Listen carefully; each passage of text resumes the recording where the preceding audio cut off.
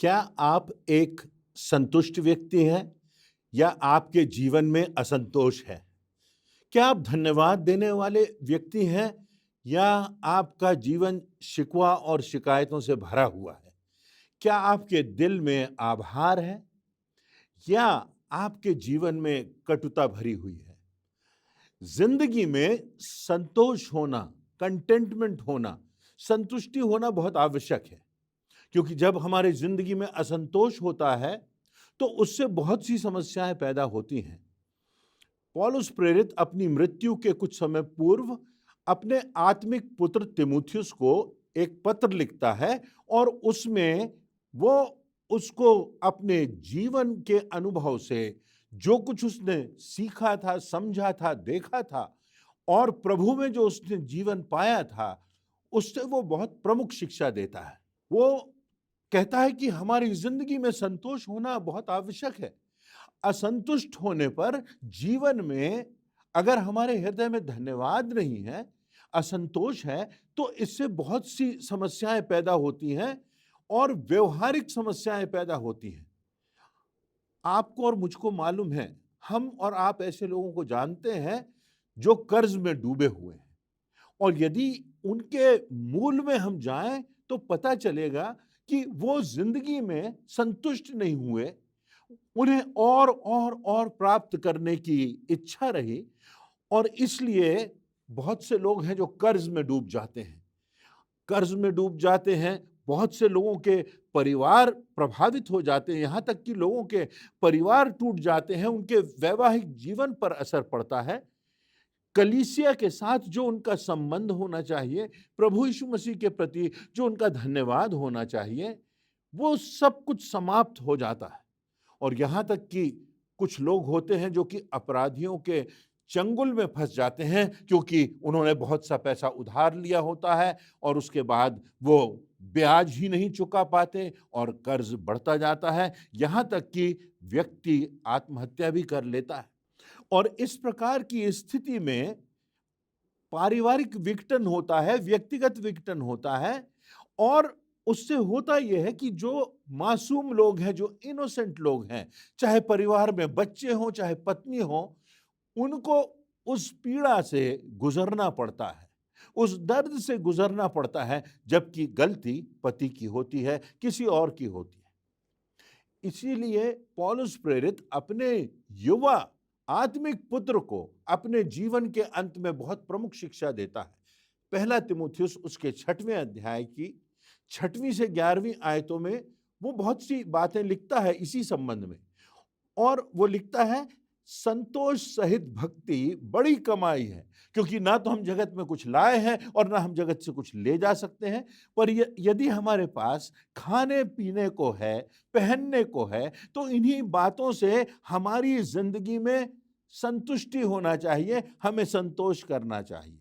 परंतु बहुत से लोग जो बहुत जल्दी धनवान होना चाहते हैं, वो सांसारिक लालसाओं में फंस जाते हैं जो मनुष्यों को बिगाड़ देती है और विनाश के समुद्र में डुबा देती है। और उसके बाद पौलुस प्रेरित एक बहुत प्रमुख बात कहता है, रुपए का लोभ सब प्रकार की बुराइयों की जड़ है। देखिए, यदि हम परमेश्वर के पीछे चलते हैं, एक प्रतिबद्धता की बात होती है, बड़ा प्रमुख निर्णय होता है, एक सकरा रास्ता होता है। जिंदगी में चाहे कुछ भी हो, हम समझौता नहीं करते और हम निरंतर कोशिश करते हैं कि जो परमेश्वर की दृष्टि में उचित है वही हम करें। एक दूसरा रास्ता होता है जिसे सांसारिक प्रलोभनों का रास्ता कहा जा सकता है, जिसको बाइबल में चौड़ा मार्ग कहा गया है।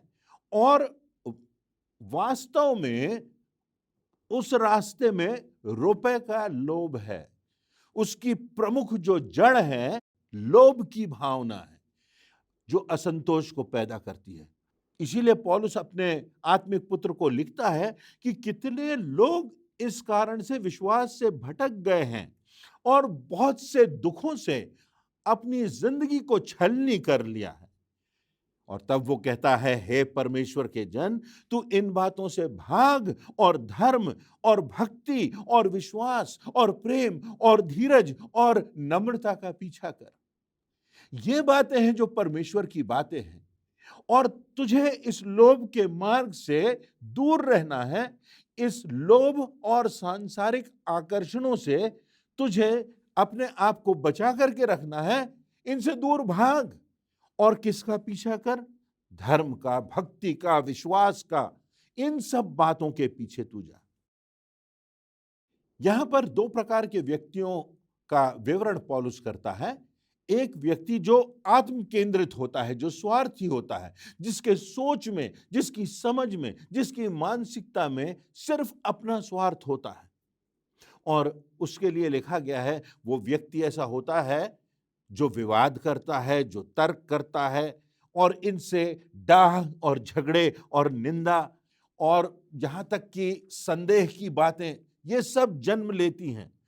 और उन लोगों के लिए लिखा हुआ है कि इनकी बुद्धि बिगड़ गई है, वो सत्य से विहीन हो गए हैं, और उनके लिए भक्ति कमाई का द्वार है। तो ये असंतोष का जो द्वार है, ये बहुत सी बुराइयों के रास्तों को खोल देता है। और इसीलिए पौलुस प्रेरित कहता है कि यह रास्ता विनाश के समुद्र में हमको डुबा देगा, हमारी आत्मा का विनाश हो जाएगा। और इसीलिए प्रभु यीशु मसीह एक अहम बात कहते हैं, वो ये कि यदि मनुष्य सारे जगत को प्राप्त करे और अपने आत्मा की, अपने प्राण की हानि उठाए, तो उसे क्या लाभ होगा? परंतु तब इसी संदर्भ में दूसरी जो बात आती है, वो एक विश्वासी की आती है। एक ऐसे व्यक्ति की बात आती है जो संतुष्ट है, जिसके जीवन में परिपूर्णता है, जिसके जीवन में आनंद है, जिसने प्रभु यीशु मसीह में अपना मार्ग और अपना सत्य और एक नया जीवन प्राप्त किया है। वो व्यक्ति जो जिंदगी की विषमताओं में भी अपने विश्वास में स्थिर रहता है। और पौलुस प्रेरित तीमुथियुस को इसी मार्ग पर आगे बढ़ने के लिए प्रेरित करता है और कहता है, संतोष सहित भक्ति बड़ी कमाई है। संतुष्ट रह, परमेश्वर की आराधना कर, भक्ति कर, प्रभु यीशु मसीह के मार्ग पर चल, क्योंकि ना तो हम जगत में कुछ लाए हैं और ना ले जाएंगे। अनंत जीवन के परिप्रेक्ष्य में हमारा जीवन बहुत थोड़ा है, और इसलिए इन बातों से भाग, निंदा की बातों से, डाह की बातों से भाग, और धर्म का और भक्ति का और विश्वास का और धीरज का और प्रेम का पीछा कर। और आगे वो इसी अध्याय में लिखता है, यदि हम पहला तीमुथियुस उसके 6वें अध्याय की 17वीं और 18वीं आयतों में देखें, तो कहता है, इस संसार के धनवानों को आज्ञा दे कि वे अभिमानी ना हो और चंचल धन पर आशा ना रखें। धन तो आता है, चला जाता है, बहने वाला है। अगर इसी में हमारी आशा है, यदि हम सोचते हैं कि केवल धनी हो जाने में ही सब कुछ प्राप्त होगा, सुख प्राप्त होगा, संपूर्णता प्राप्त होगी, आनंद प्राप्त होगा, तो ये चंचल धन है, इस पर आशा ना रखना। परंतु भलाई करें, परमेश्वर के कामों में हम धनी बने, उदार बने, दूसरों के मदद के लिए, दूसरों की सहायता करने के लिए हम तत्पर हों। ये बातें पौलुस प्रेरित अपने आत्मिक पुत्र को देता है। इसलिए बहुत प्रमुख बात है कि हमारी जिंदगी में संतोष हो, हम संतुष्ट हों। बहुत से लोग अपने दुखों से उतने दुखी नहीं हैं जितने अपने आसपास के लोगों के सुख से दुखी हैं। बेंजामिन फ्रैंकलिन, जो अमेरिका के राष्ट्रपति थे, उन्होंने कहा, संतोष या कंटेंटमेंट एक गरीब आदमी को अमीर और असंतोष एक अमीर आदमी को गरीब बना देता है। अब हम संतोष कहाँ ढूंढते हैं? यदि हम संतोष ढूंढते हैं, कंटेंटमेंट ढूंढते हैं, आनंद ढूंढते हैं धन में, इस संसार में, तो हम गलत राह पर चले जाएंगे। ये तो हमारे हृदय में होना चाहिए, और ये तब होता है जब हम परमेश्वर के रास्ते को पहचानते हैं, जब हम जानते हैं कि मोक्ष का रास्ता कौन सा है, कि मुक्ति का रास्ता कौन सा है, कि उद्धार का रास्ता कौन सा है। जब हम जानते हैं कि प्रभु यीशु मसीह ने हमारी पापों से हमको बचाने के लिए, मुक्त करने के लिए अपने प्राण दिए, ताकि हम संपूर्णता का, संतोष का, आनंद का जीवन जी। एक व्यक्ति था जिसने अपने मित्र के पास बहुत बड़ा घर बना लिया, और उस मित्र का छोटा सा घर था। एक दिन वो अपने मित्र के पास जाता है और अपने मित्र से कहता है कि कभी किसी बात की आवश्यकता होगी तो मैं तुम्हारे पास आऊंगा। उसका मित्र जो संतुष्ट रहता था, जिसका संतोष का जीवन था, वो कहता है तुम मेरे पास जरूर आना और मैं तुम्हें अवश्य बताऊंगा, सिखाऊंगा कि किसी वस्तु के बिना कैसे जिया जा सकता है। जिसको तुम आवश्यकता समझते हो, जिसको तुम अपनी मांग समझते हो, तुम सोचते हो उसके बिना तुम जी नहीं सकते, मैं तुम्हें जीना सिखाऊंगा कि संसार की इन वस्तुओं के बिना भी कैसे जिया जा सकता है। किसी ने बहुत खूबसूरती से लिखा है, संतोष से भरा हुआ जीवन जब बुनियादी जरूरतों को पूरा करने के लिए पर्याप्त धन हो, जब कार्य करने के लिए, उत्साह से कार्य करने के लिए पर्याप्त शक्ति हो, जब विषमताओं से गुजरने के लिए पर्याप्त विश्वास हो, जब त्रासदियों से गुजरने के लिए हृदय में दृढ़ता हो, जब चिंताओं को दूर करने के लिए पर्याप्त आशा हो और जब घृणा करने वालों के लिए पर्याप्त प्रेम हो, तो हमारी जिंदगी में संतोष होगा, हमारी जिंदगी में कंटेंटमेंट होगा। क्या मैं और आप ये कह सकते हैं कि हम संतुष्ट हैं? अपने आप से हम संतुष्ट हैं, अपनी जिंदगी से हम संतुष्ट हैं, अपने काम से हम संतुष्ट हैं, अपनी आमदनी से हम संतुष्ट हैं, अपने परिवार से हम संतुष्ट हैं, जिन परिस्थितियों में हम जी रहे हैं, हम क्या उन बातों से संतुष्ट हैं? शैतान का औजार है, छोटा सा औजार है, परंतु घातक औजार है असंतोष। और शैतान हमारे संबंधों पर इस औजार से प्रहार करता है और यहां तक कि हमारी आत्मा विनाश के रास्ते पर चली जाती है। तो हम कुछ बातों पर विचार करेंगे कि जीवन में संतोष या कंटेंटमेंट या संपूर्णता या परिपूर्णता कैसे आ सकती है। पहली बात यदि हम देखें वो ये कि जब हमारा संबंध सच्चे परमेश्वर से हो, जब हमारा संबंध सृष्टिकर्ता से हो, जब हमारा संबंध उस परमेश्वर से हो जिसने हमें जिंदगी दी है, जिसने माता के गर्भ में हमको रचा है, कि हम अचानक से दुर्घटनाओं की श्रृंखला से पैदा नहीं हो गए।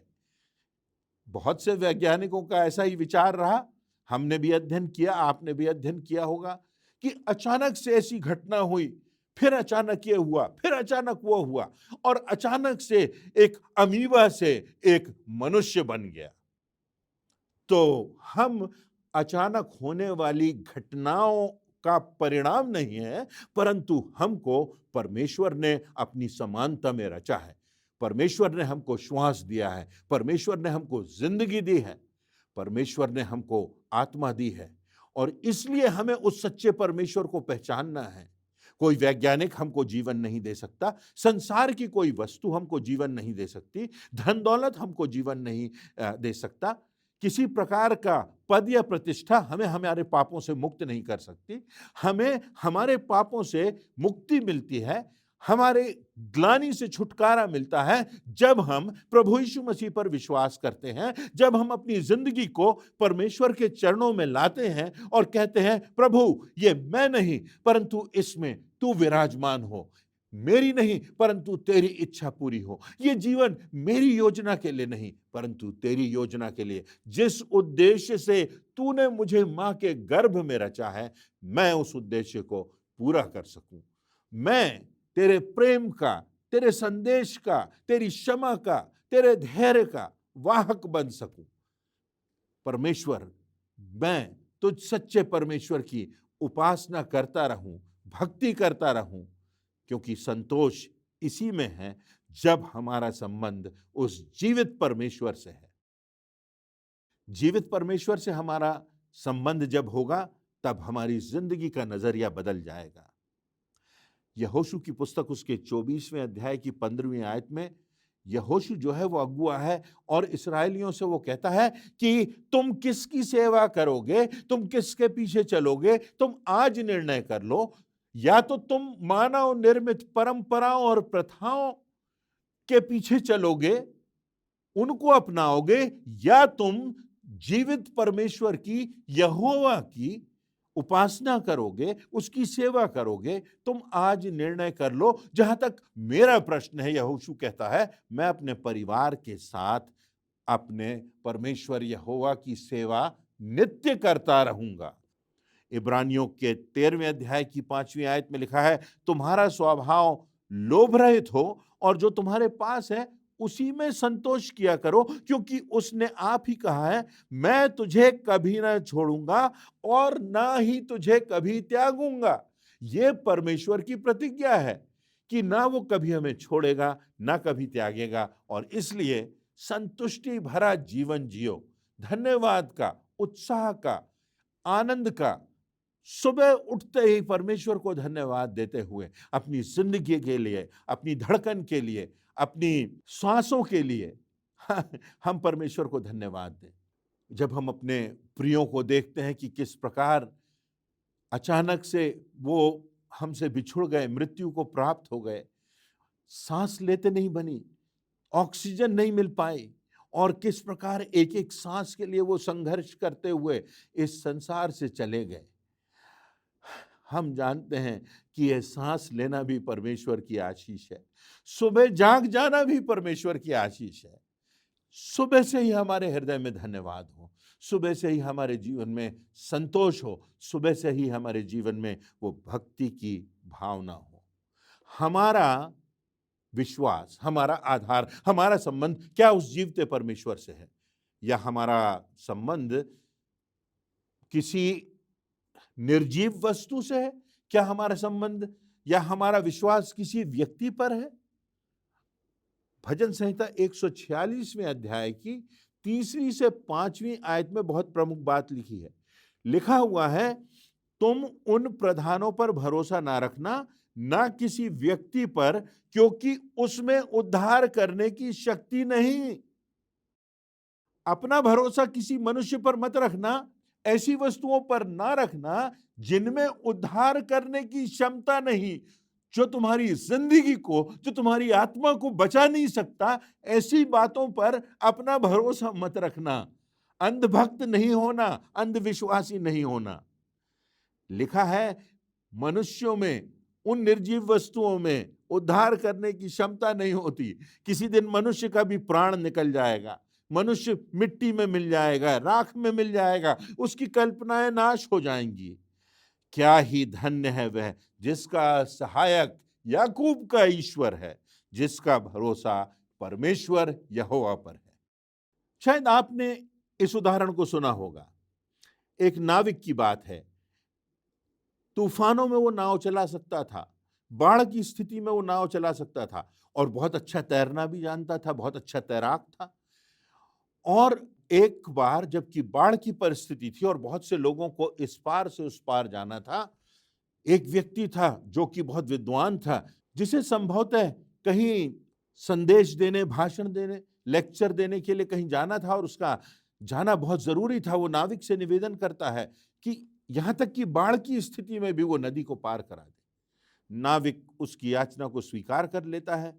जब बीच नदी में और उस तेज बहाव में नौका पहुंचती है, तो ये जो प्रोफेसर था, ये जो विद्वान था, ये नाविक से कहता है कि क्यों तुमने कुछ पढ़ाई लिखाई नहीं की?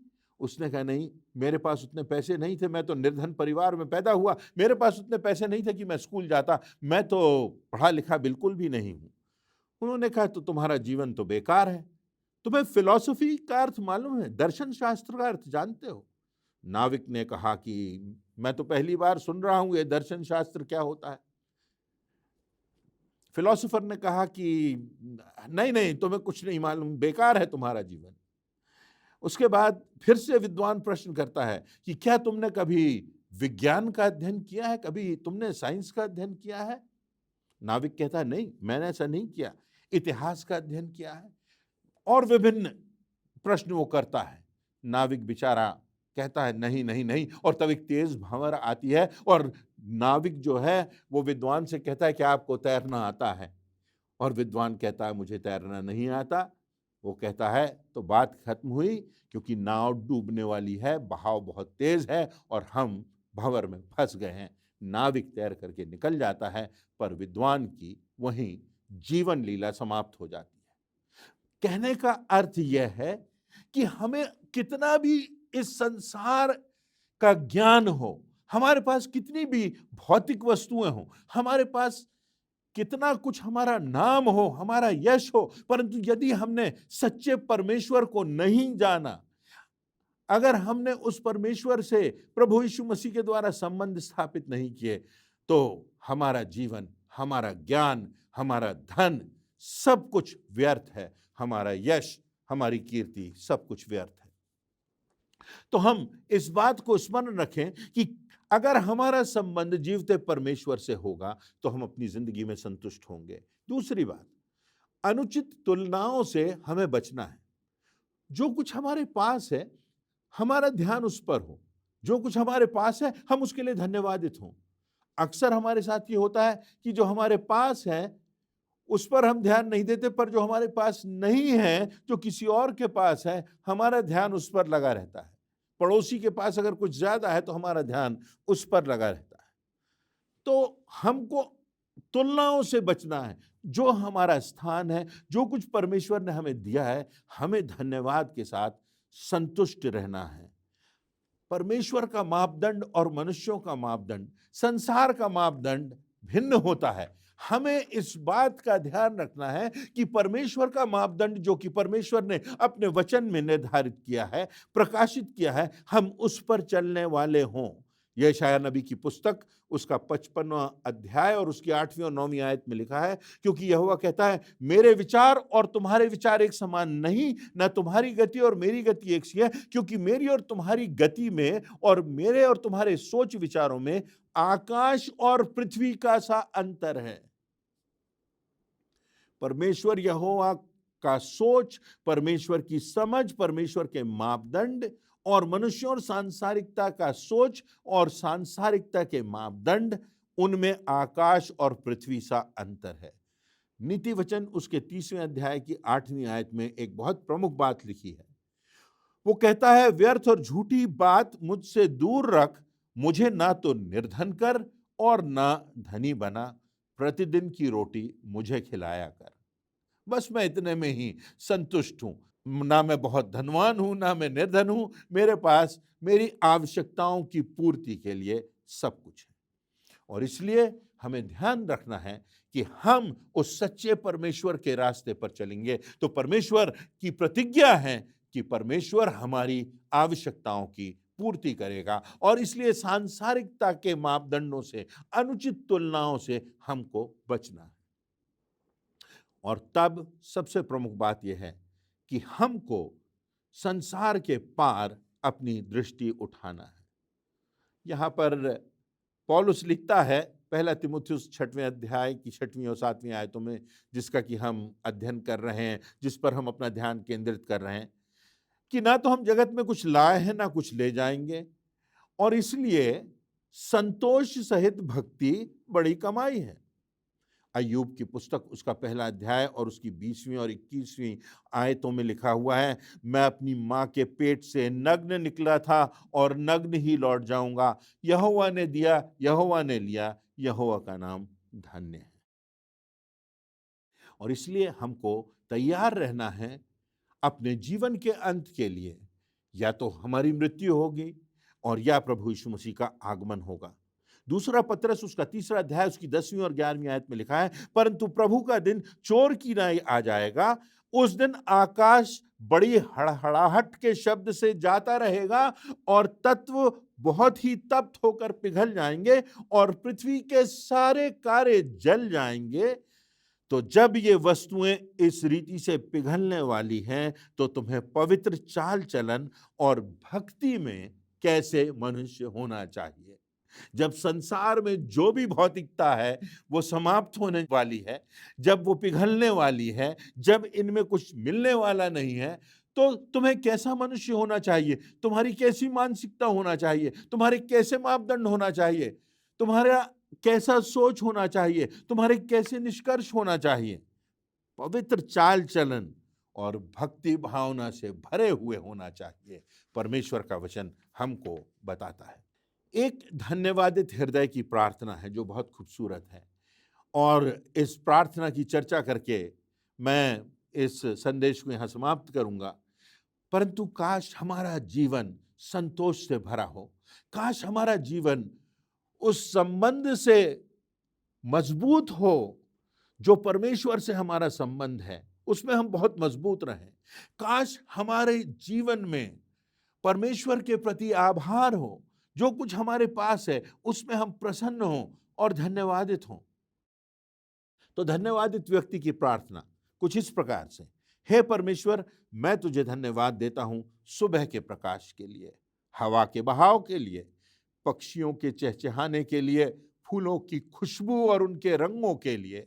धन्यवाद देता हूं निरंतर हर सुबह उगने वाली सूर्य की किरणों के लिए, बच्चों की मुस्कुराहट के लिए, ये बच्चे जो प्रेम और निश्चलता का परिचायक हैं। धन्यवाद देता हूं अच्छे भोजन के लिए, धन्यवाद देता हूं पत्नी की विश्वास योग्यता के लिए, धन्यवाद देता हूं मित्रों के उन शब्दों के लिए जो मेरे आत्मविश्वास को बढ़ाते हैं, जो मुझे प्रोत्साहित करते हैं। धन्यवाद देता हूं कि तेरे अनुग्रह की छाया मेरी जिंदगी पर बनी हुई है। धन्यवाद देता हूं लोगों के अभिवादन के लिए, बुजुर्गों के आशीर्वाद के लिए। धन्यवाद देता हूं अच्छे स्वास्थ्य के लिए, भरपेट भोजन के लिए, और सबसे बढ़कर धन्यवाद देता हूं कि तूने मेरी आत्मा को बचा लिया। सबसे बढ़कर धन्यवाद देता हूं कि तूने मुझे पापों से मुक्त किया, अपने पुत्र प्रभु यीशु मसीह के रक्त के द्वारा मुझे अपनी संतान होने का हक दिया। और धन्यवाद देता हूं कि मृत्यु के परे मुझे परिपूर्णता का, अनंत का वो जीवन प्राप्त होगा जिसका कोई अंत नहीं, जिसमें कोई मृत्यु नहीं, जिसमें कोई अलगाव नहीं। उस जीवन के लिए हे परमेश्वर, मैं तेरा ऋणी हूं, आज, कल, जीवन भर और अनंत काल तक। मेरी प्रार्थना को स्वीकार कर। आमीन। काश ये प्रार्थना हमारी प्रार्थना भी हो सके। हमारे जीवन में संतुष्टि होगी, हमारे जीवन में संतोष और कंटेंटमेंट होगा जब हमारा जीवन परमेश्वर के लिए होगा, जब हमारा जीवन परमेश्वर से जुड़ा हुआ होगा, जब हम प्रभु यीशु मसीह के उस मार्ग पर चलेंगे, उसकी शिक्षाओं पर चलेंगे और उस प्रभु यीशु मसीह के जो मार्ग, सत्य और जीवन है उसका अनुगमन करेंगे। हमारा जीवन संतोष से और धन्यवाद से भरा हुआ होगा जब हम अनुचित तुलनाओं से बचेंगे, और हमारा जीवन धन्यवाद से भरा हुआ होगा जब हम इस संसार के पार अपनी दृष्टि लगाएंगे और देखेंगे कि अंत में क्या बच रहेगा। हम इन बातों पर ध्यान दें, हम इन बातों पर विचार करें, हम इन बातों पर चिंतन करें, मनन करें और परमेश्वर के रास्ते पर आएं और धन्यवाद से भरा हुआ और संतोष से भरा हुआ जीवन जिएं, क्योंकि संतोष सहित भक्ति सबसे बड़ी कमाई है। परमेश्वर इन वचनों से हम सबों को आशीष देवे।